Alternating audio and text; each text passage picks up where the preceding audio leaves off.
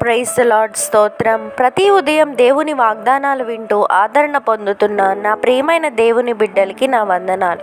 ఈ ఉదయమున రక్షణకర్త అయిన దేవుడు జీవ గ్రంథంలో నుండి మన కొరకు ఇచ్చిన వాగ్దానం తిమోతికి రాసిన 2వ పత్రిక 4వ అధ్యాయం 18వ వచనం.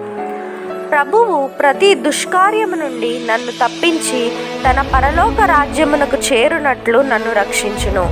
యుగ యుగములు ఆయనకు మహిమ కలుగును గాక. Amen. Verse of the day, 2 Timothy chapter 4 verse 18. The Lord will rescue me from every evil deed and bring me safely into his heavenly kingdom. To him be the glory forever and ever. Amen. తండ్రి అయిన దేవుని నుండి కుమారుడైన యేసుక్రీస్తు నుండి కృపయు సమాధానమును మీకు కలుగును గాక. Amen. God will never leave you or forsake you. Amen.